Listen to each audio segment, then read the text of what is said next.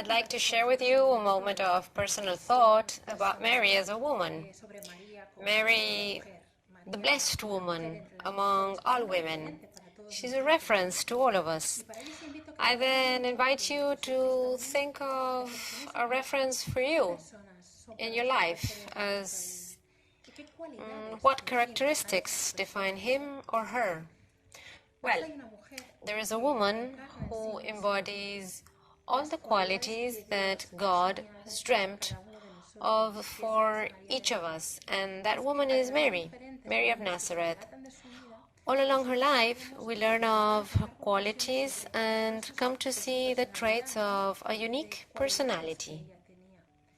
From the very start, in the Annunciation, when the angel told her of God's plan, God had chosen a modest and sensible-hearted woman. It's Mary's yes and her unconditional love that moved her to fully believe in our Lord, and it was thanks to her faith and his action that God's lovingly plan came true. Jesus became part of reality thanks to Mary's yes. She's often described as a woman with a sensible heart, committed to others in need, as is the case when she was pregnant and she traveled to visit her cousin Isabel, who was pregnant and in need. Mary is described as a wife who is also a mother, and for the love of her son, she became a refugee in a foreign country, with all that this entails. We find no complaints or regrets in Mary's story. Where most of us would have felt unease or unfairness, Mary accepts silently and comprehends the making of God's plan. All along, Mary is described as a woman with a great inner strength. With her life, she sets the example of acceptance and embrace of the will of God. Mary is a woman described with a mild character. Let's say during Jesus' childhood, when he got lost and spent 3 days in the temple, she was desperate looking for him, yet instead of overreacting, as most mothers would have done, she made her son understand in a sweet manner how she felt and gave him the chance to explain himself, asking, "Why have you done it?" Please see that Mary was overwhelmed by the answer and still embraced her doubts and fears in her heart.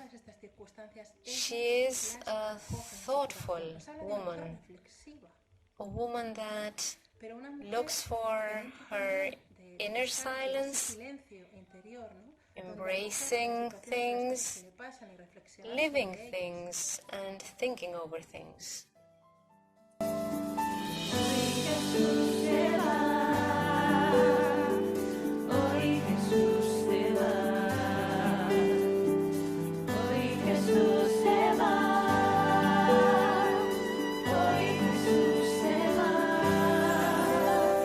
Yo nunca he llevado estrellas, no probé nunca el turrón, no me puse nunca un manto de azul cielo y esplendor.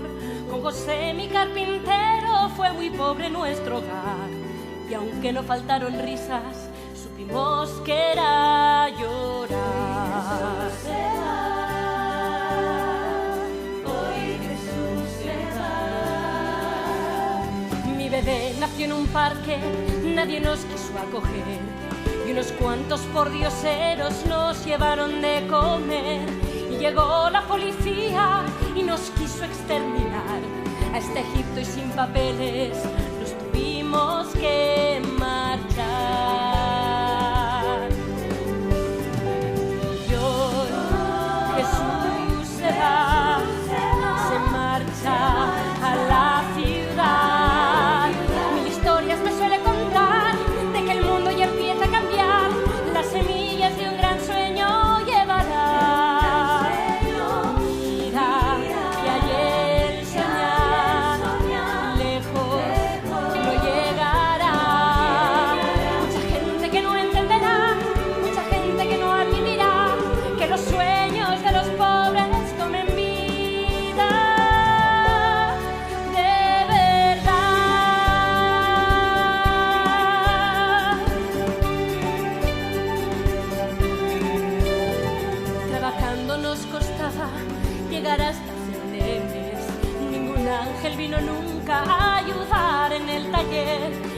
pesar de las fatigas, nunca nos faltó el calor, el pan que yo preparaba, 1000 abrazos y una flor. Hoy Jesús se va. Y Jesús ha ido creciendo, viendo cómo hago el pan. Levadura pequeñita que un gran bollo montara. Herramientas silenciosas duermen hoy en el taller. Jesús se marcha del pueblo a la cruel Jerusalén.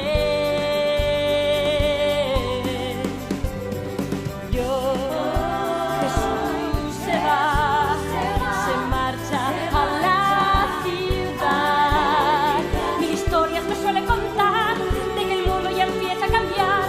Las semillas de un gran sueño llevará.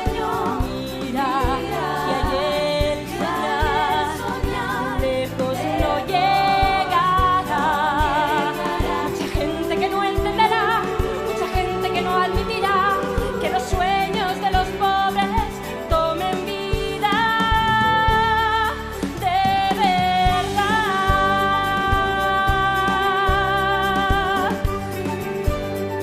Mira, no te vayas hoy. Venga, hijo, quédate a cenar. Yo la mesa te prepararé, sopas de ajo o quieres puré. Hoy tus sueños los podemos aparcar, pero sé que es mejor que sigas con tu ilusión.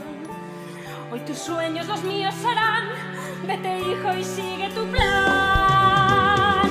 Y aunque llore y aunque sola en el pueblo y sin estrellas, con vecinos que critican, desde lejos yo estaré siempre dentro de tu piel.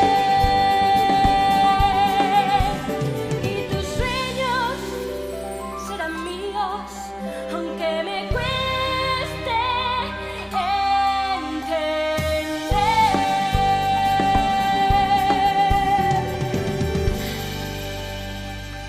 She also speaks when she has to speak, as is the case of the wedding of Canaan.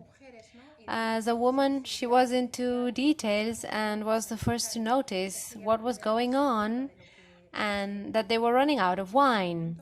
She empathized with the hosts and was not passive. She acted immediately instead. Mary became the mediator. Mary became the intercessor.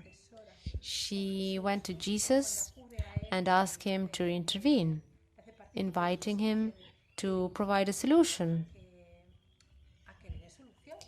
In this reading of the wedding of Canaan, a very curious thing happened as well that calls our attention. That is, Jesus does not refer to Mary as a mother, but calls her woman. One might be surprised, but instead, calling Mary mother, considering the little value mothering had, it was quite the opposite. What he did was to enhance the qualities of Mary, not as a person, but as a mother. Mary is more than a mother. Mary accompanied Jesus all along his public life as a disciple, as a member of a community. She is a woman who proved a great inner strength, standing by at the cross, a woman who started mothering in Bethlehem and ended up being mother to all humanity, a woman who, according to the Bible, at some point after the departure of her son, we know became a fundamental milestone for the first Christian communities. To bear in mind that we are speaking of a society where women were worth little and their word was almost unheard. They would just take care of children and the house.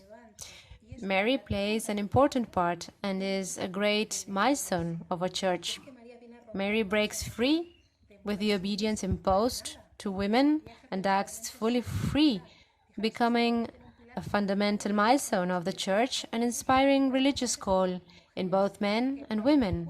This reminds us of the importance and the need of the Church to keep Mary's feminine spirit, because it is through her example that we will learn to be close to Jesus, to walk along with others with tenderness, how to grow and learn from the example of Mary by seeing ourselves through her in the reflection of her love.